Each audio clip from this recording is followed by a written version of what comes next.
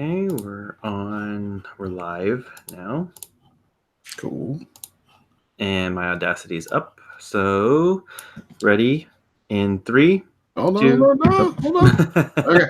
Okay, ready? Go. Okay, Mhm. 3, 2, 1, go. All right. All right. We are recording. Mm-hmm. And let me get over here. All right, you ready? Yes, I'm ready. Oh, hold on. I got a burp. Never mind. Wait. There you go. All right. Hello, everyone, and welcome to That Pixel Life. This is going to be episode 58-ish, I guess, for July 16, 2019. One of our classic shorter episodes. It's going to be 2 hours long, but hey, whatever. Robby can't join us. He's out doing that work thing, helping the little ones, and we wish him well, and he will be back with us next week to talk all things Pixel related.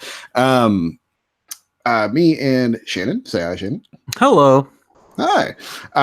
We're just going to be knocking out some community stuff this week, which I thought would be really fun to burn through, and gonna hit on some big news that happened immediately after we stopped recording last week, which was really annoying.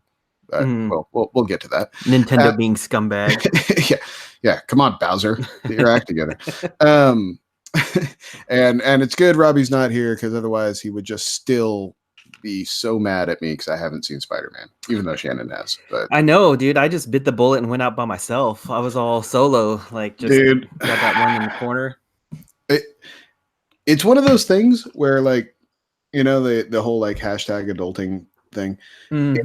If you would have told me 10 years ago when I was 30 that there would be weeks, plural weeks strung together, where I would not have 3 hours to go see a movie, like literally do not have them, it doesn't exist, I would not have believed you. I would be like, no way that could ever happen. Mm-hmm. But damn if it didn't happen, because I have not had 3 hours to go see a movie. It has been that kind of string for me lately. Oh, dude. Yeah, I will tell you, the struggle to get to the movie theater was unreal. Like, the world was cosmically set against me getting to the movie theater this week. Like, I broke my toe. Like, they put a table in front of me. I broke a toe. I nearly was involved in a car accident. Oh, jeez. I was driving to the theater, and this gentleman in front of me who was driving distracted while looking at his cell phone almost caused an accident. And when I swerved around him to give him a piece of my mind, he rolled down his window and threw out a badge, like flipped a badge at me, like trying to get me to, like, I don't know, feel bad for calling him on driving while looking at a cell phone. And what else happened? And then when I got to the movie that's theater, when you say, great, are you on duty? No, yeah, then you're breaking the law.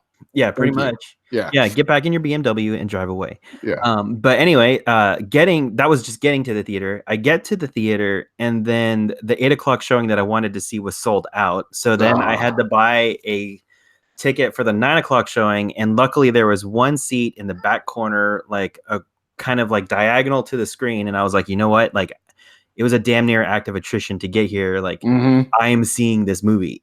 So I did buy the ticket, and I did watch my movie. So it's well deserved. It was a good movie. That's all I'll say. And then if you have another week to see the movie, we'll see. We'll see if it works. You can gush about it. Otherwise, Robbie and I are going to reenact it for you so we could talk about it. It's the worst.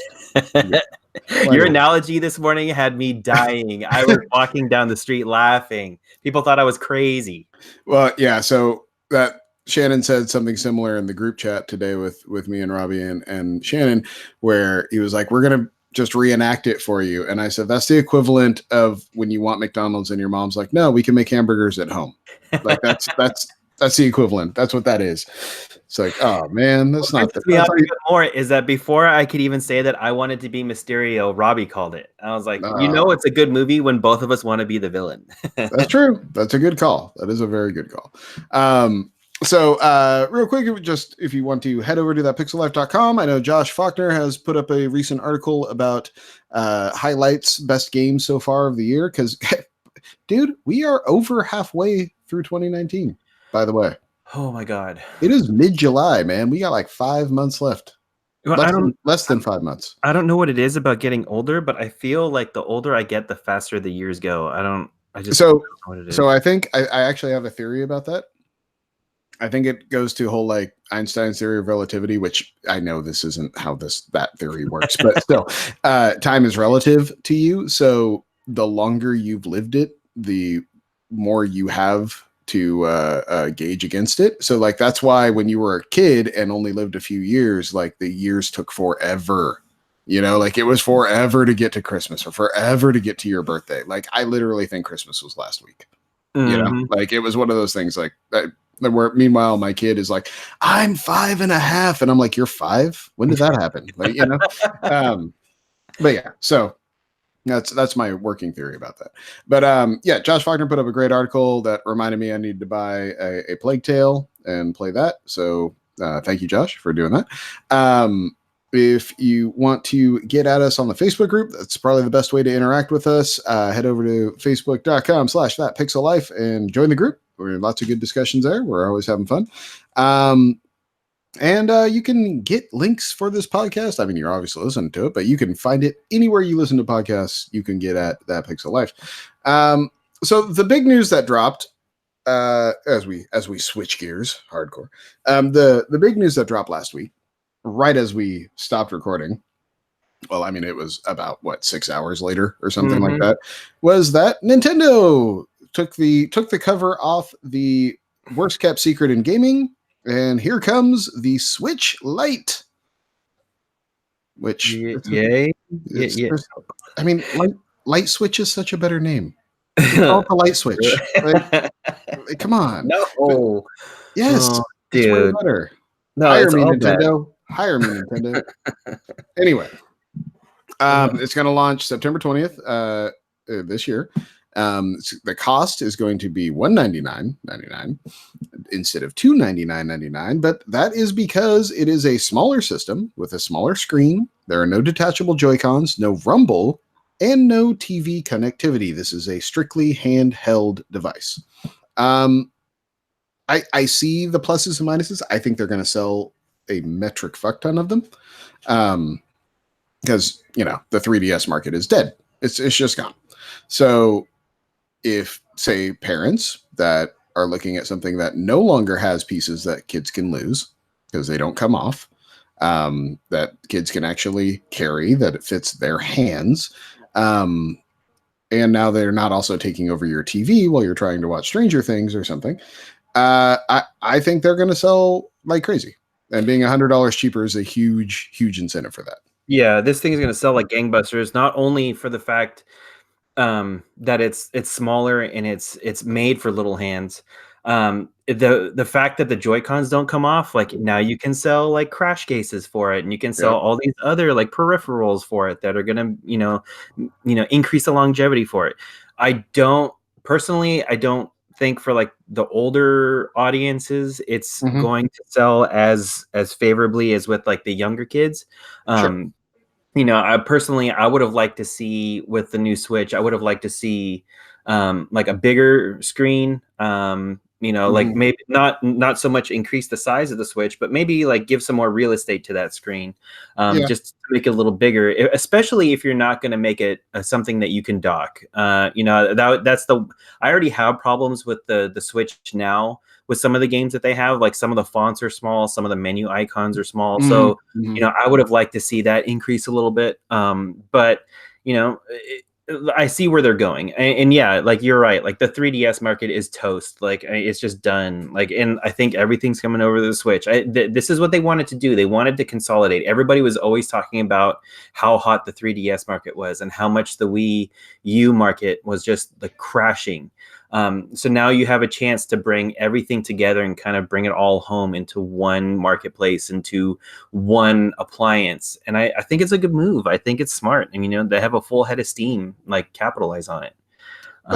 And the Switch is still selling very, very well. Like that's the other side of it. It's not like this is a relaunch or something where like Xbox One style where they needed to reinvigorate the base or anything like that. Like no, they're still selling a ton of Switches. This is a way to put more Switches in more people's hands. Yeah. And And there are going to be households out there where the kids are just sick of the fighting, or parents are sick of the fighting from the kids. They're sick of, it's my turn to play. It's my turn to play. He's hogging it. I can't get the Joy-Con I want, blah, blah, blah. And they're going to be like, here's the other Switch. Just both of you have one. Shut up. Like it's for Christmas. And they were super smart to come out with the Pokemon Sword and Shield variants. There's going to be the box set where it has the special coloring and all that, because the launch is what? Turquoise, yellow, and gray. I want to say are the three colors they're launching with it, but then the Sword and Shield edition has a whole nother skin on it that, only comes with that set, which, again, people will buy en masse. Which, again, is creating more, like, backslash or, like, drama, because, like, people think that the coloring is too effeminate. Like, the lavender and gray on the one side and the blue and gray on the other side. I don't know why that's a big deal. Like, I like the color scheme personally. I mean, like, I would, if I was in the market for a Switch, I'd buy it. But I mean, you have a lot of, first off, if you're a grown man playing Pokemon, be secure in yourself. Like, you should not have the Pokemon Special Edition be a trigger for your masculinity complex. Like, let's take a step back about what we're actually talking about here. Like, come on, like, no one's supposed to know you have your Pikachu in 64 sitting on a shelf in your room. Come on, bro. Like, it's okay. Like, no one's gonna judge you for the purple one. Like, that's the type of shit that just drives me crazy. I know, right? Like, you just need something to be mad about, so you're going to choose the color of the Switch to be mad. But whatever. Like, children's game you're buying. Yeah. I mean, I do like getting back to the Switch though. Like, I've heard that this new version has a stronger processor. Yeah. The battery life is nominally longer. I wouldn't say it's slightly better. Slightly. Yes. But I mean, I think that's probably contributed to the fact that, like, you have a smaller screen, right? I mean, like, there's not as much there's not as much processing power needed. Well, and there's no rumble. There's no, like, all these things that take power here and there, like, they're gone. But it's also, I think, crazy smart for them, because they do have Pokemon coming out. They do have Animal Crossing coming out. They do have these games that lend themselves to portability. It just cracks me up that it's like, finally, Pokemon on a home console. Oh yeah, here's the only handheld portable version. Don't worry about it. Like, wait, what? But I said it on the group, and I stand by it. I would have been all in for a $199 version with a way better processor that was just hooked up to the TV, no screen, nothing handheld. Was just a box that hooked to my TV, and it came with a Pro controller. I would have been in. I would have been like, sure, great, done, sold. And I mean, obviously, we're probably never going to get that, because I think I'm in the vast minority on that. When they look at when they break out their spreadsheets and see who's buying their systems, I think the 40-year-old guy that just wants to play on his TV is probably low on that list. So I don't know. I think it might be higher than you think. I mean, like, how many people do you honestly see out in the wild using their Switch like Nintendo actually intended them to use it? At rooftop parties? I mean, I go to a lot of rooftop parties, and I haven't seen one game of Switch yet. You do go to a lot of cider places. Do you see people playing the Switch in these locations? I have not. Not one game of Snipper Clips or anything. ARMS? Nobody's playing ARMS? What's that? ARMS? That's a game. Jesus, that's something that came and went fast. Remember, that was like, Nintendo, this is a great game. People are going to love ARMS. This is the next Splatoon. It's the next franchise. Like, fucking tumbleweeds going on. You want to be a trash can that's got some slinky arms? Yes, please. I've been dreaming about this. Why didn't they just make that Ready to Rumble, like 3 or 4, and just call it a day? Or Punch Out. Just make it Punch Out. Yep. Like, give me Switch Punch Out instead of ARMS. I'm here for this all day. But no, so I'm probably not getting one. Shannon, I don't think you're getting one either. Yeah. It doesn't do enough to replace the Switch I already have, which, by the way, has a bigger screen. So I think I'm all right, But no, I see this being a huge seller for kids. I really do. Like, it would stun me if this wasn't the number one selling item at Christmas time. Just in all the variants. Oh yeah, I think it'll do very well during Christmas, especially with that like 1-2 punch combo of having, like you said, Pokemon come out around the same time. Mm-hmm. 1-2 punch. I see what you did. Mm-hmm. Nice. So the other thing I wanted to throw out there, since Robby wasn't here, and I know he really wouldn't have an opinion on it because he's younger than us and wasn't really alive while this was a thing.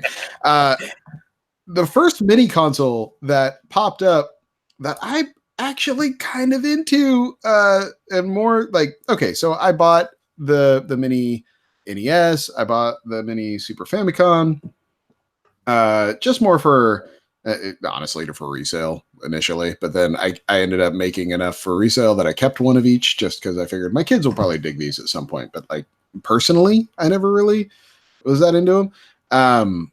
But they're launching a mini TurboGrafx 16, and as a kid, I always wanted a TurboGrafx 16. Like there was just something about it. It was like that cool niche product that had like these weird games like Devil's Crush and Alien Crush and Bonk and Zonk and like all these games that nothing else played, and they looked awesome. They were always in like video game magazines and stuff like that, and I wanted them. And my parents weren't shelling out $300 for another video game system at the time. Like, get out of here! I got one game a year, But they're launching the mini TurboGrafx 16, and it launches March 19th of next year, but pre-orders just opened up on Amazon, I want to say yesterday, and it's $100. And it comes with, which I think is pretty cool, they're doing 24 US games and 26 Japanese games. So you get a pretty cool like cross-section of things that existed for that title. Like I mentioned Alien Crush, Air Zonk, but you get Bomberman 93, which everyone says is a great Bomberman. Military Madness, which is killer. R-Type, which is, if you've never played one of the OG R-Types, it's apparently a great one. Ease Book 1 and 2 for people like Shannon that like the RPG type stuff. But then also because of the Japanese side, you get like the original Rondo of Blood, like Castlevania Rondo of Blood, which never became stateside and stuff like that. So, and you get like their version of Ninja Gaiden and Bonk and stuff like that. It just seems like a really cool thing. And for someone like me that always was kind of dying to have that system and never did, I might take the plunge just to kind of play through a bunch of those games that I never really got a chance to. I mean, were you like me? Did you always want a TurboGrafx? Yeah. I forget who it was. It was like some kid in my class, and like a long time ago, he was always bragging about how he had one, and I was always super jealous. And every time we went over to his house, he never wanted to play it because he played it all the time. But I always wanted to play Bomberman, and I always wanted to play Bonk. Like those were the two games I really, really wanted to play. Yeah. And like I never got the chance to. Not until like they were ported over, like to like the I think probably the first time I got to play like a legit Bomberman was like on the PlayStation 3. Okay. Yeah. So to see this come out, like I would definitely be on it just for nostalgia's sake. Like, I mean, all of that would just hit home in like a sweet spot. But $100, like, I don't know. Like, I would also need to know if the Japanese games that they're releasing, if they're going to be in Japanese or if they're going to be translated over into English. That's a good call. Yeah, that's a good call. So, I mean, like, yeah, I mean, that's great if there's 26 games there that I can play, but like, if I can't read anything or I don't, I have to guess like what I'm doing on the menus. Or you have to pull up a, another. Or you pull up a translation as you're playing or something, Yeah, that might be bad. Like I'm like, oh yeah, I'm gonna play one of these like games, and then like it's all like literature that I have to translate, or all this dialogue I'm gonna have to translate. No, I might be out. But if the price maybe came down to like 75 to 50, like in that price range, like I would probably be more inclined to buy it. And that's a really good point, and probably patience is a virtue here, because as Sony found out, when no one buys the damn thing, man, that price falls down real quick. Damn. What did it go to 1999 this Mm, week with the Prime yeah. Day sale and all that? And it's just like, I was gonna say, I think I lost a bet to you. oh, did you? Yeah, because I think when we first talked about the Sony PlayStation, the Mhm. original one coming out, I think I said I asked you what the over under was, and you said it was going to be before August. That Oh, that's right. it was going to be cheap, like super cheap. And I think I said at the time 29 or less, yeah, and it's I been there for a I while. know, right? So Yeah. I think I'm going to be playing Fallout 76 sometime soon. Oh, Yeah. well, on the plus side, that's super cheap. Yeah, it might be cheaper to buy it than to rent it, right? Right, right. Um, but also talk about other bad tidings, man. Anthem being available for Oh, $15, and it's the dude. Founders Day like big pack edition. Oh, I know, like that just that one hurt. That one hurt because that's like, oh man, no one's playing this damn game. Like, no, I mean, and that's the one thing that's funny about like that post that you put up in our group this week. Like it was just hands down across the board. Biggest disappointment of this year has to be Anthem for like everybody. yep. Oh, I mean, literally the entire gaming community. It's got to be just Anthem, like because Anthem had a shot if it was just good. Like it didn't have to be great. It didn't have to be world changing. It didn't have to be like, oh, this is the best Destiny type game I've ever played or anything. It just had to be okay. Mm-hmm. And it didn't even cross that small little bar. Like if it was just okay, people like me who were really into the idea and like I liked the first 3 hours of Anthem. I enjoyed it, but it had that like, okay, I can see what they can improve. If they could just meet these, like, and improve it as they go, we got something here. And as time passed and nothing really got, I mean, yes, they've made improvements. Yes, it's been markedly better, but like there's things in there that no patching can fix. Like there's the way the story goes and the way the plot is and some of the just design choices they've made. It's not fixable that way. And so I don't know what they do at this point. I mean, You do what they did. What was it? Was it Activision did with the ET game? I think it was, or what was it? It wasn't Activision. Who was it? Who made ET for the Atari? I forget who made it, but yeah, they Yeah, you do the same thing. You just bury Anthem out in a dump somewhere and just hope nobody ever finds you it. find a ditch in New Mexico and just drop all your copies. You send it to Area 51 with all those the people that are going to raid it and just hope it gets shot. Oh Jesus! Yeah, these are body armor. Put them on. Yeah, oh yeah. This can only work well for you. 50,000 copies, yes, please. Oh, jeez. So, well, that's like I said, we're going to spend a lot of time on news. We'll go back into the Switch stuff a little bit when Robby comes back next week. Mm-hmm. But I thought, so we had a discussion on last week's episode of 5 games that you considered kind of 10s out of 10s, and they didn't have to be perfect games, but just games that really left a mark or were really replayable or things you'd recommend instantly, games like that. And it was just kind of a fun exercise for us to work through and talk about some games that maybe we haven't thought about in a while and why things hit the way they did. And so I put it up on our Facebook group, same question, and put it out to people. And I thought it was it got a really good cross section of games and a lot, some I haven't thought of in a long time and some that I couldn't believe I didn't think of, like when we were going through. So I thought it'd be fun if me and Shannon could kind of touch on some, shout out some people, and go through it. So Shannon, what caught your eye when you were looking through there? Well, I mean, let me see here. I'm looking at a lot of these, and I mean, it's amazing to see the legs that some of these games have. Mm-hmm. Totally. So probably the one that I would probably say most stands out to me, or the one that got me, was Team Fortress, the classic edition. David Pitzer mentioned.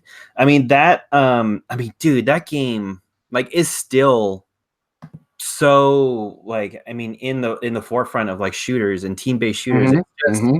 It's awesome, and at the same time it's it's kind of sad because I mean it's one of those games you want to see a sequel come out to, and it doesn't look like it's something that's ever going to happen. Yeah. Well, I But mean, it has, but in really different ways. yeah, You know, like they've turned Team Fortress into a thing of its own, but it's kind of it's weird now. But like when it first hit, man, that was just nothing was like it. There was literally nothing like it, and it was crazy. But yeah, I mean that was the one that like stood out to me the most. And how about you? well, the one that jumped out to me and smacked me in the face, like because I couldn't believe I forgot it, was Michael Bonovich when he shouted out Portal 2. Portal 2 is easily one of the best games I've ever played, and I can't believe I forgot. Like I would almost replace any game of my 5 with Portal 2. That was probably the funnest experiences I've had, like in that Half-Life like Portal realm, like ever. Just the sheer comedy that comes out of those games, just on a whole nother level. And it was a game that I played with. It was before she was my wife, but my girlfriend at the time. Now my wife. Don't worry, Steph. There wasn't another girl playing Portal 2. Yeah, I said that. I said that awkwardly. And it was one of those things where she was laughing. I was laughing. She wanted to see where the story was going. Like we were all in it. Like it was a thing where we'd come home and it's like, okay, now we're going to play Portal 2. And it was a great adventure. Like there's so many things happen. Cave Johnson is one of the best characters ever made. Like I love Cave Johnson, the whole lemon speech, you know, like I'm going to burn your house down with these lemons. Yeah, the whole thing where like when you first get to the 50s era one where it's like, or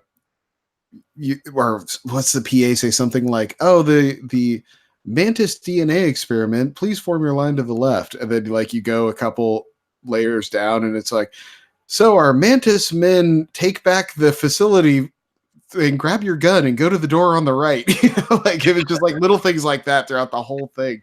It just it kills me. And it's funny because we still joke about the the modules that have personalities that you attach to glass. The space one that's just me and Steph still talk about that and laugh about that to this day. Just like I'm in space. I'm in space. Do you want to go to space? I'm in space. But yeah, and Wheatley was such a great. God, can we stop and I can go play Portal 2? Dude, I would play that game with you hands down. Like right now, let's do it. Fuck, man, I love that game. But yeah, so that was the big one for me. Like I could not believe I forgot Portal 2. So did that beat out Viva Pinata for you? Because like I've heard you mention Viva Pinata so many different times. And that was the other one. Carlos jumped out there with Viva Pinata in his list, and God damn, I love Viva Pinata so much. Like I would kill for more Viva Pinata, but I can't believe I forgot that one either. that is one where unfortunately every time I go back and play it, I'm reminded about how wonky and awkward the controls are for that game, because I would love my kid to play that game. Like I think I could see my son losing hours of his life to Viva Pinata, just like I did, somewhere. But I could see him just diving in head first. But it's so complicated to control that game. And which is really the bummer why I'm bummed we never got a third one, because I think a lot of that, like Trouble in Paradise, a lot of that was smoothed out from the first one.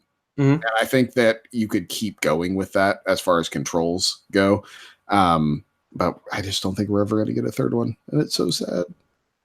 You'll have the glory days, at least. You'll have the good times with the other renditions of it. Yeah. Nostalgia. Yeah, I mean, is it one of those games? I mean, like, have you played it recently? I mean, like, is it still like? I played it probably about a year ago, and it still gets its hooks in me immediately. Like, it's like, oh, I've got the worms, and it's like, okay, I've got them. Oh, and look, here's like birds to eat the worms. Oh, okay. And then look, here's like a cat to eat the birds. Okay. And then here's like this creature that like the cat attracts. Okay. And if I plant these plants, oh, look, these animals show up. And all of a sudden you're like trying to like breed animals and like build houses and like plant garden. Like the thing about Viva Pinata that works so well is there's literally no downtime. There's always something to do. There's always something to water or pick or plant or breed or attract or sell or something. There's always something. And it's just all of a sudden it's nighttime and you're wondering why I have a beard now. Like it's one of those things, like it's crazy. Why you've lost 10 pounds because you're not eating, and why you have a beard. Why am I so thirsty? Oh, because I haven't gotten up out of this chair to drink water in the last 8 hours. Oh man. I mean, just this list is ridiculous. I mean, there's so much stuff in here that people. I mean, Horizon Zero Dawn we talked about. Diablo 2, that's a good one too. Yeah. I can't tell you how many times I've played Diablo 2 and Diablo 3. Probably have gone through each of those games to play each character that they've come out with. I mean, I played Diablo 2 way more than 3 though, and I played a lot of Diablo 3, but I played Diablo 2 way more. Oh, yeah, I mean there was like a 10-year window there too, right? Between Diablo 2 and 3. So I mean, yeah, there's a lot of time you're going to be playing that Diablo 2 game. I played the mess out of that game. And a bunch of people said it, but Mike Annis was the first one with Halo 3. That's another one where I love Halo, so I'm in that camp immediately. But Halo 3 is easily the best Halo game, as far as campaign goes. And that last level, I still say, is one of the best levels of any shooter I've ever played. Like that final level it's like I've said it before, and I stand by it. It feels like a thank you letter, it is nothing but just fun. The level design is amazing.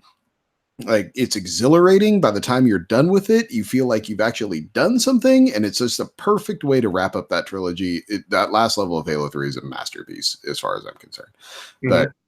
But yeah, especially because the level before it with the flood ship is it's harder than hard as balls.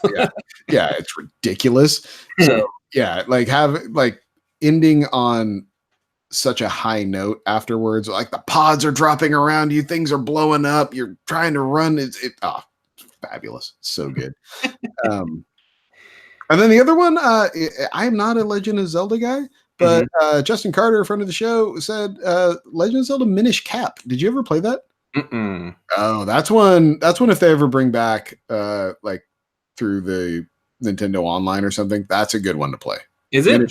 Minish Cap was great. Yeah. What's the gimmick in it, I guess you could say?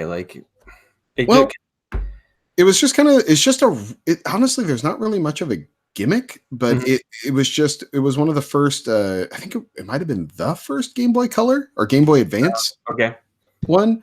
And it's just a super solid Zelda game. It's really, really well balanced. It's fun. The story's pretty good. It goes on that, it's in that Four Swords art style. Okay. So the art style worked really well for a handheld at the time.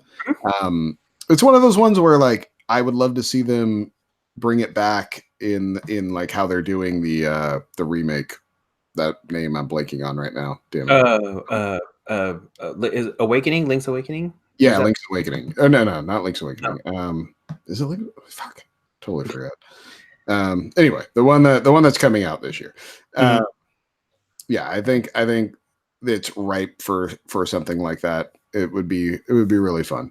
But yeah, anything else jumping out at you? I mean, Jesus.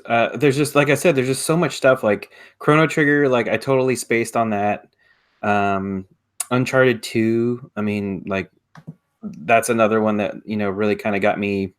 I mean, I was kind of late to the Uncharted series. I think I played. I didn't go through any of the Uncharted games until the collection came out for the PlayStation 4. Okay.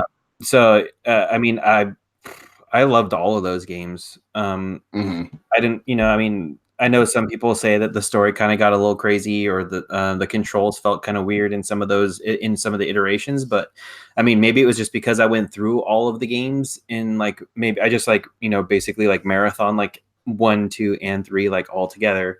I mean, I liked them all. I mean, it's a great addition to the list, and it's kind of cheap, putting all 3 of them on there. Totally, but it is really solid.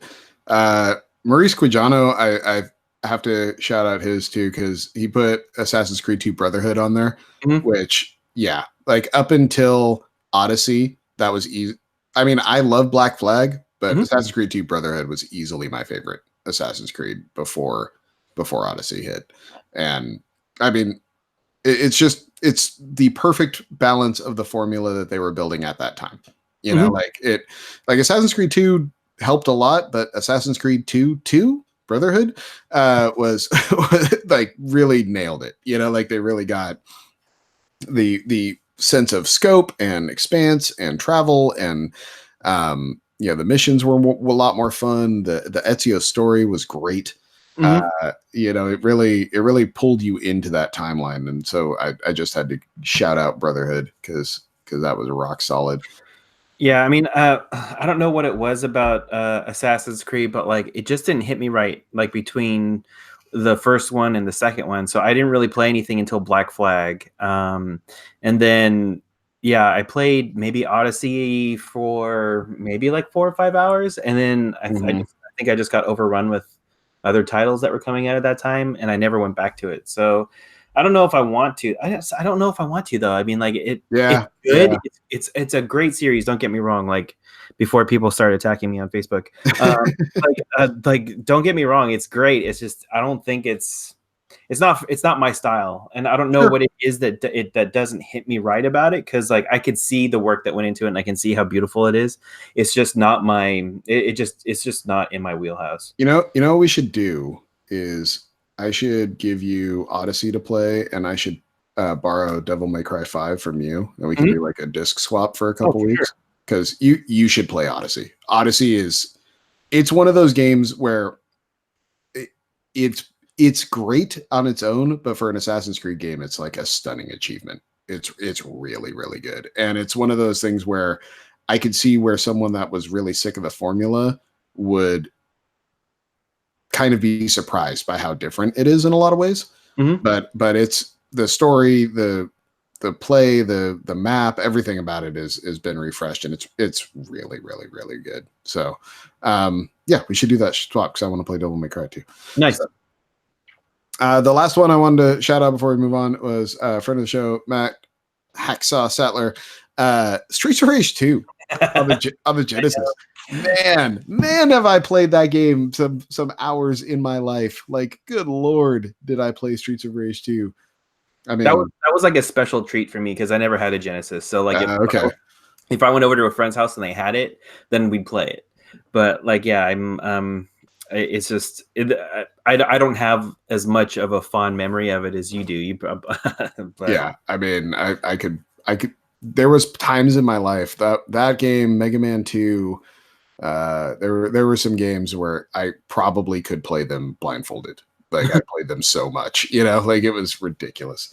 But I mean, what other game? So it's your standard Double Dragon walk and beat up game, Mhm, and uh, there's one character, Max, who's this huge wrestler. If mhm, you remember, mhm, mhm. if you pick up the pipe or sword with him, you hit characters behind you and in front of you because he's so big. Like his swing takes out both, and it was like I remember that like blowing my freaking brains when I was like 8 years old. Like holy crap, you can hit two people at once. This is amazing.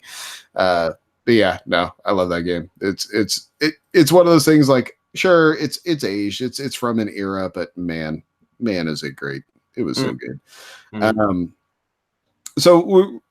moving from that, I was going to kind of build off Josh's article about the year being half gone and great games that have come out, and he mentioned 5 must play games of the first half of the year. Um, now I'm ashamed to say I have Resident Evil 2, which is on the list, but I have not played it yet. Um, and it's really just because I'd have a time at night by myself when the kids aren't around. It's like I keep waiting for a window to play Mhm, that. But so the rest are Division 2, which me and Shannon both have played and both enjoy. That's really good.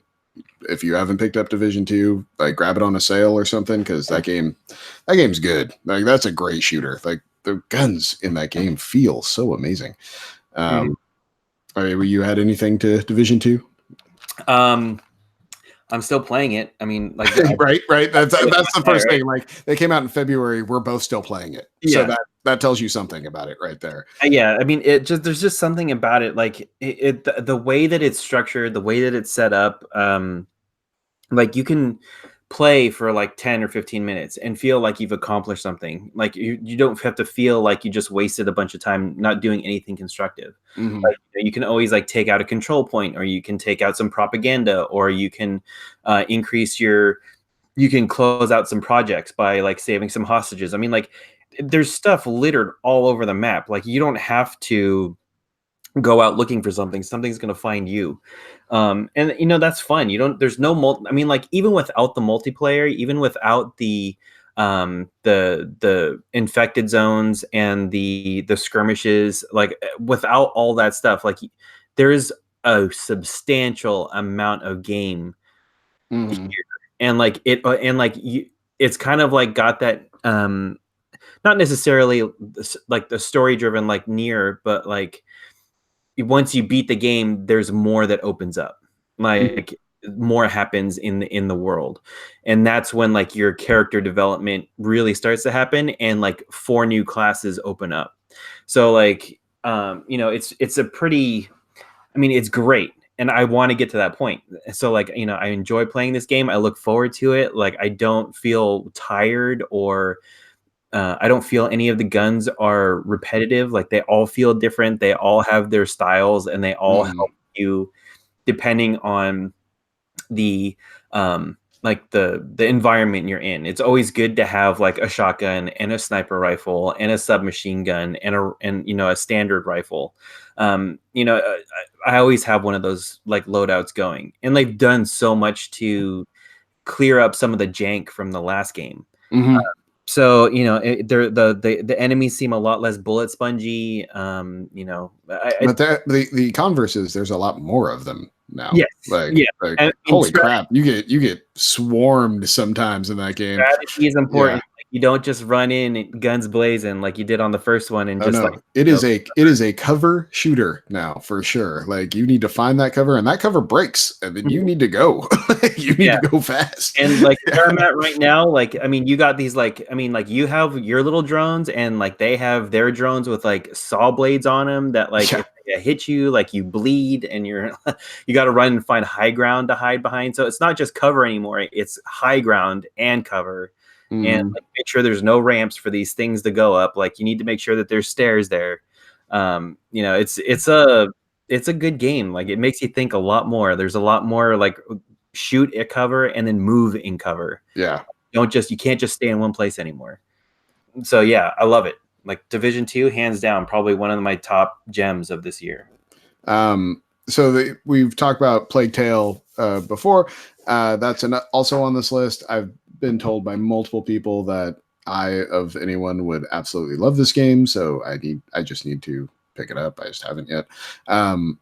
Bloodstained, which we've decided can't be played on the Switch, but that's on this list. Tetris 99, which I totally forgot came out this year. Yeah, Like, right. There's like so much stuff. but man, Tetris 99, that's a game. Whew.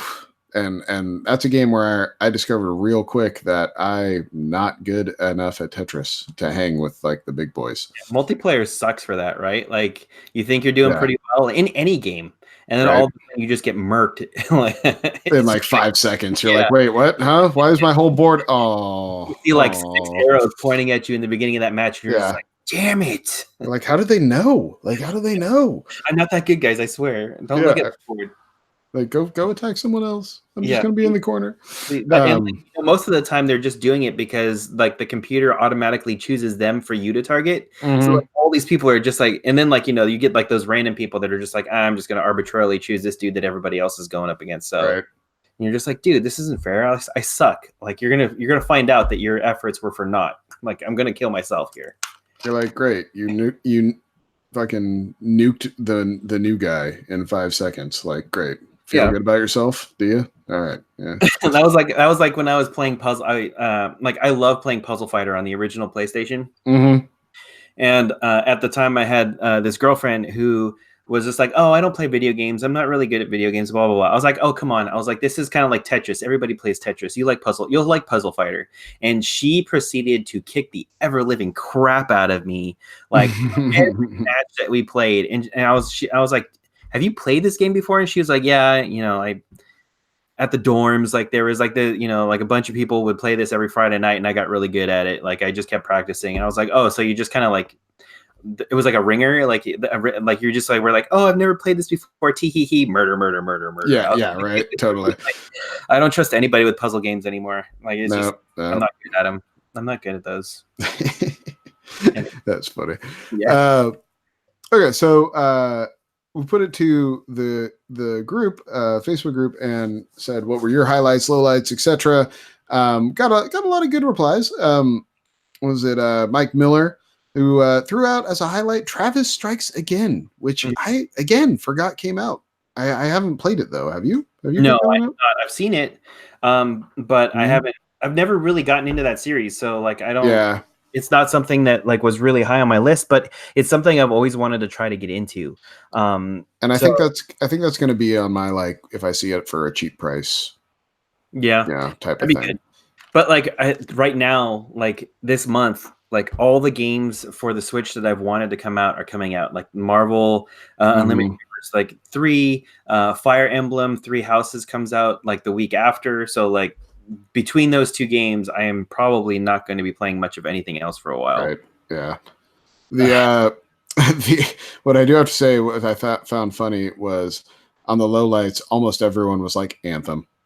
Anthem's a low light. I was just like, oh, man. That's I know, it was like straight across the board. Like the Facebook group, hands down, Anthem like gets murdered. We put it up on Twitter, hands down, Anthem. Like there's no, like everybody who had their pulse on the gaming industry this year is so utterly disappointed with that game. Like I know. It's just I wanted it so bad. Like I wanted that game to be what it didn't even have to be what they wanted it to be. It just had to be a decent game where I felt like Iron Man. Like I was saying, just good. Just had to be just okay. Like, that's all it had to be. Yeah. Like progress, not perfection, dude. Just put the game out there and just make it decent and then just improve on it. That's all you had to do. Look at what Destiny did and not do what Destiny did. I don't know how you could be worse than Destiny. You had like 4 years to look at what they were doing and be like, let's not do that. It's just stupid. But a highlight that a couple of people mentioned, Mike Annis and our own Josh Faulkner, that I hadn't really considered, but they're totally right, is Xbox Game Pass Ultimate. Like, that's such a no-brainer thing, especially if you have a PC. It's like it's a ridiculously good deal, which just doesn't come along too often in today's world. But yeah, I mean, just the amount of games you can get for that subscription price, and you can download them, play them at your leisure, do whatever you want. It's killer. It's just a great deal. So yeah, I would totally agree with that statement as well. What for you? What are some like maybe highlights or lowlights? Well, I'll tell you right now. What surprises me is that even though Robert's not here, that he put my friend Pedro on his list for top 5s. Okay. And that dude, like, if you haven't played that game yet, like anybody out there in podcast land, like, do yourself a favor and pick that game up. It is stupid fun, and like every gun that you get, every insane little trick that you do, every slow motion bullet time shooting bullets off of a frying pan or busting through windows, any type of action mantra that you've ever wanted to do, like, is in that game. Like, if you wanted to like lay on your back and shoot up in the air like with 2 pistols at the same time, while screaming yeah, like you probably can't lay on the ground unless you're dead, but like you can definitely do some weird crazy flips while firing 2 guns at the same time at enemies, and then in your headset be screaming and it'd be great. But I mean, yeah, that game is amazing for a highlight, and I feel bad that I totally didn't even like think about it when making my list. Yeah. What surprises me is Mike Miller telling me that in his group that he's looking forward to the Yu-Gi-Oh! Switch card battling game. Like, I saw that and I was mildly interested in it for a little bit, and I was just like, I don't know. Like, there's a lot of card games out there. Like Magic the Gathering is like really Sure. like deep cut into that like mobile. I'm waiting for the arena game to come to consoles Mhm. because apparently they're bringing it, and the little bit I've played on PC, it's great. My PC sucks, and I'm not going to spend money on one. And the at the same time, I'm kind of terrified for it coming to consoles because How deep that hole is going to be for you. yeah, Like, yeah, yeah. Magic gets its hooks in you pretty good. Oh, I got the DTs right now. Oh man, dude, yeah, that you're gonna disappear. Like Right. like your new that's gonna be like your new what was it? Your Picross. That's gonna be like Yeah, your yeah, Picross habit. totally, totally.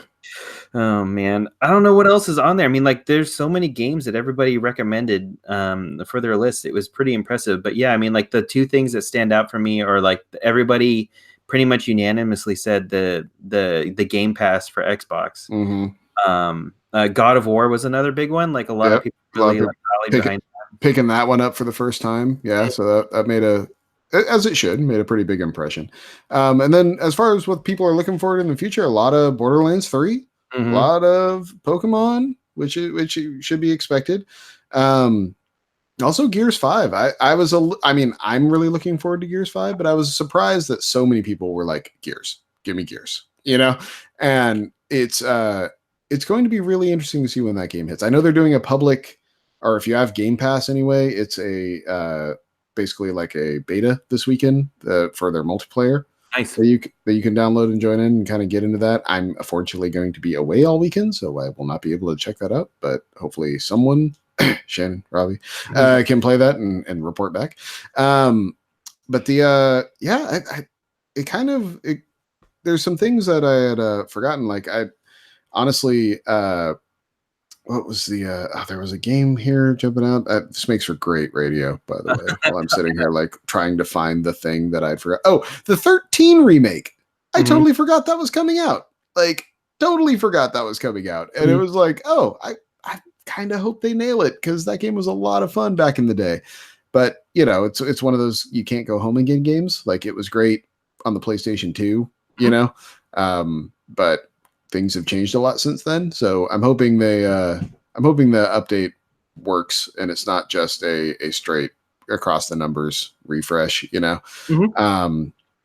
And then I had also forgotten that Josh mentioned that the Outer World is this year. I had it in my head for some reason that was a 2020 game, Mhm. but yeah, give me Fallout in space. Like I'm, Yeah. I'll take. I was gonna say, sorry. That's the crazy thing is, it's so similar, like in title to the Outer Wilds. That when Outer Wilds came out, I thought that it was Outer Worlds. So like when you were telling me that it was like No Man's Sky, I was just like, wait, no, like that's not what I want. Like I wanted a Fallout. I wanted I wanted Yeah, right. that was more shooty and less harvesty. And so I was like really disappointed when you started saying that. So now, I'm glad now to hear that that it was an entirely different game. Yeah. yeah, very bad marketing strategy for whoever came out with that. But yeah, that's something I'm definitely looking forward to. Well, I think the thing that's kind of been the theme for me this year, for whatever reason, has just been going back and playing some older games. Like I've kind of really been going backwards for some reason this year, and I think that's just because so much has come out. Like there's just so many games now. Like week after week, it seems like there's games that I want to play, and for me, the heavy hitters are really at the back end of the year. We're getting one of the first ones in 2 weeks with Wolfenstein Mm-hmm. that I'm going to be all over. But your Gears and things of that nature, Borderlands, things like that I'm planning on picking up and diving into really aren't for a while.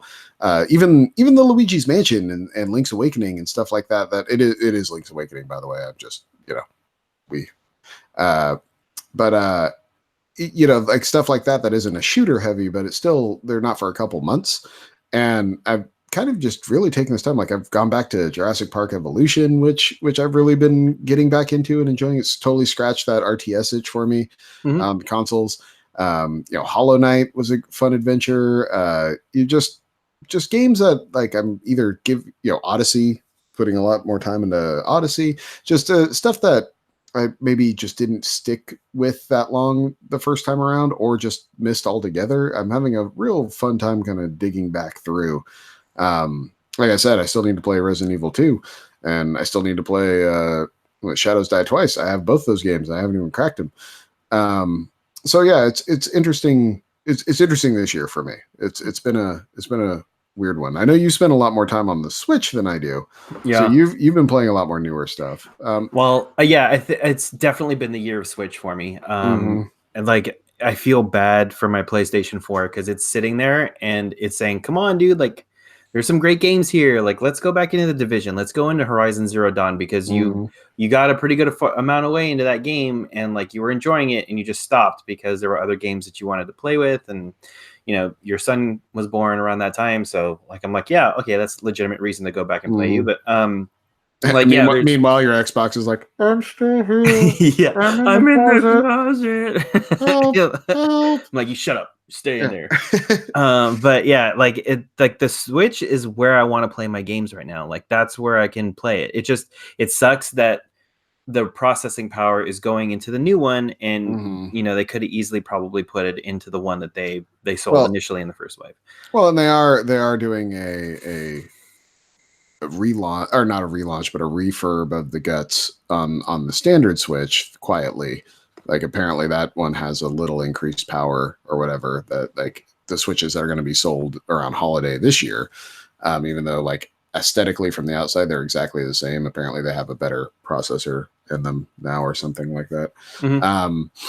But in regards to the Switch, a game that totally surprised me in how much I enjoyed it and the battle system though was SteamWorld Quest. Yeah, like that was one I just bought sight unseen because I like the SteamWorld guys, and they haven't made a bad game yet, but that game hooked me. That was a great game. And that would probably definitely be on my highlights for the first half. That is a good call, and I'm ashamed that I missed that. Get in the box of shame. I know. Yeah, I'm going right now. Yes. But yeah, no, it's been a interesting year in the fact that like I think the highlights have been really high, but they've just been sparse, whereas it feels like it's going to be a very backloaded year. Yeah, but then it's things like Tetris 99 is amazing, and I forgot it even came out this year. It's like, what do you mean that hasn't been out for 3 years? Yeah, it didn't seem like there was that AAA like gangbusters, like shoot 'em up, like over the top action game that, like, I mean, I know I'm just speaking as to right now. I'm not speaking like for the rest of the year, but like usually there's like I want to say, was it last year? It was Titanfall 2, right? Or was it the year before? That was the year before. Okay. Yeah. So I mean, it's just there's always that one memorable game, and like I think a lot of people thought it was going to be Anthem, and then that just crashed and burned. Well, I think a lot of the industry thought it was going to be Anthem too, and kind of got out of the way. Yeah, and yeah, I mean, and that's probably what happened. But yeah, there's a lot of smaller games that weren't really like traditional large shooter action games that got a lot of people's attention. Like you were saying, SteamWorld Quest, Tetris 99. Like it's a lot of these more like puzzle-based, card-based, like strategy games that really kind of, were in there. I mean, yeah, I think Apex Legends like probably had its time in the sky, but they're enjoying a nice relaunch right now with season 2. Season 2 apparently does a lot of big things. I decided I suck really hard at Apex, so I stopped playing it. But I'm happy for the people that are. Yeah, and I mean there are those games that are out there, but it just seems like it was just kind of like people were taking breaks from the shooters to kind of like look at other genres in the industry.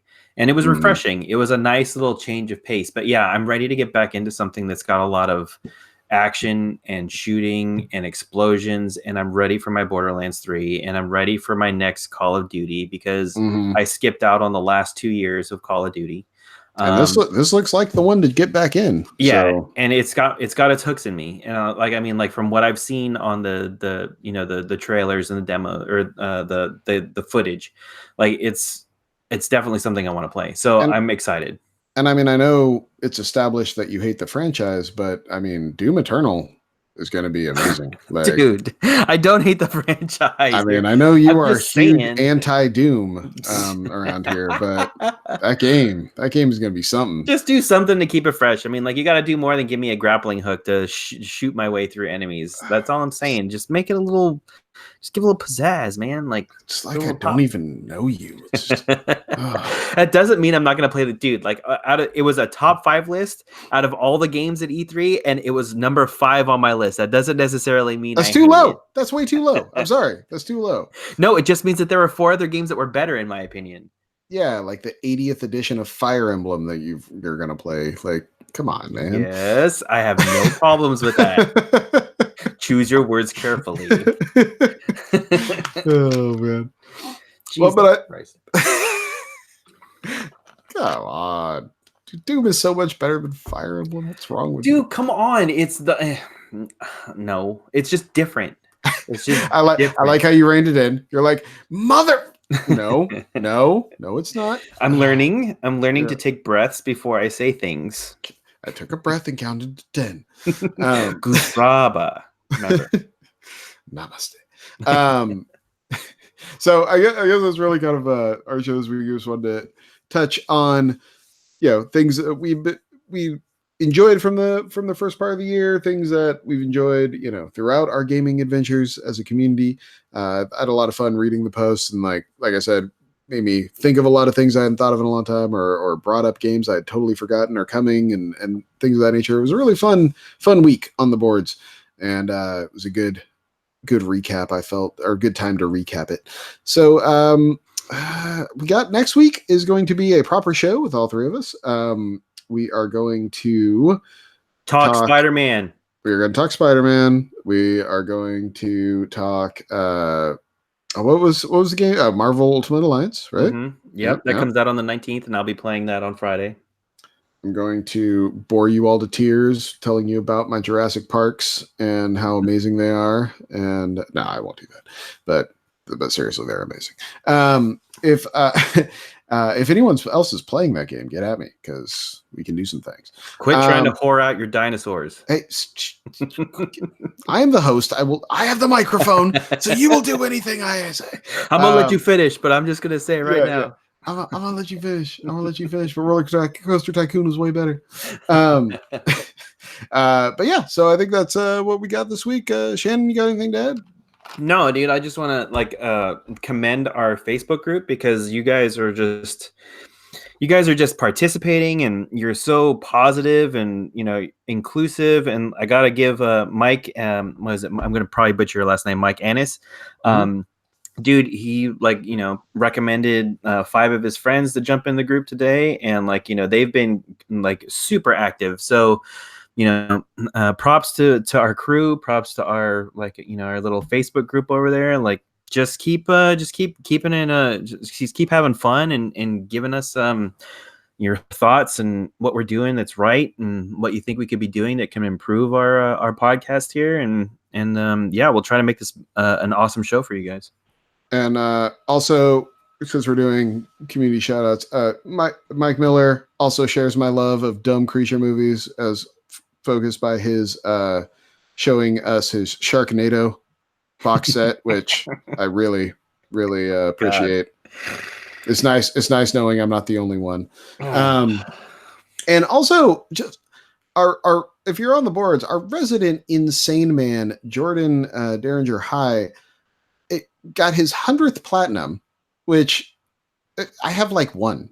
That's one more than I have. Yeah, 100th platinum trophy, which is insane. I can't even wrap my head around that. But then that wasn't enough.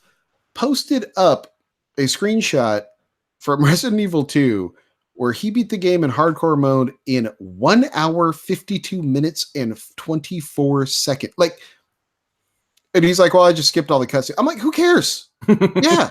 Like, I don't care that you skipped all the cutscenes. That's insane. Like, when I grow up, I hope to be able to play video games as good as Jordan, because Jordan's a madman. Dude, I can barely make it through like the one hallway where like the zombies keep breaking out of the freaking windows without throwing my controller on the ground like every single time. Like it's every single time you put a board on the window, they still break through. Like what the hell is the point of boarding up the window? I just given up on it. I mean, in my heyday of sitting in a dorm room on a Saturday night with a PlayStation and consuming things I probably shouldn't have been consuming, and playing Resident Evil 2 for 8 hours at a clip, I could never have done that. Like, that's insane to me. Like, just I barely wrap my head around that. But anyway, Jordan, you're insane. Well done, sir. Never change. And keep posting your platinums. Like, he put, I was like, is anyone sick of me posting up these platinums? Like, no, I think every single one's amazing. Like, keep doing it. And anyone else, if you feel the need to share some achievements, like, bring it. I want to see all of it. It's good stuff. But yeah, so that's our show for this evening. And I guess that's all we got, huh? All right. Yeah. All right. We're good to go. All right. We're good. We are good to go, as Shannon says. So yeah, follow us on Twitter, That Pixel Life. I've resurrected the account. We're up and moving. Get on the Facebook group, That Pixel Life, or facebook.com/That Pixel Life. And yeah, give us a shout out. Give us some feedback. If you haven't, give us an Apple iTunes review or review us wherever you got, because I just really appreciate the feedback. Like, you know, I don't know if I'm screaming into the abyss here. If I'm doing a good job, if I'm doing a bad job, let me know. All feedback's good feedback to me. And in the words of Robert Steltenpool, who will be joining us next week, be great. And bye. All right. All right. Nice. A good hour and 6 minutes. Nice. No stutters, no weird exchanges, nothing. It was all solid. I like it. Yeah, we got in, got out. Oh, it was a fun one. I think that'll be good. So episode 58-ish. Yep. Anthony Anderson is going to sue us. Blackish. Oh, what's the other one that they're just coming out with? Oh, yeah. It's like adultish or whatever. Yeah, something like that. Yeah, with like the one kid's in college or something. Yeah. Some bullshit that I'll never watch. I don't know.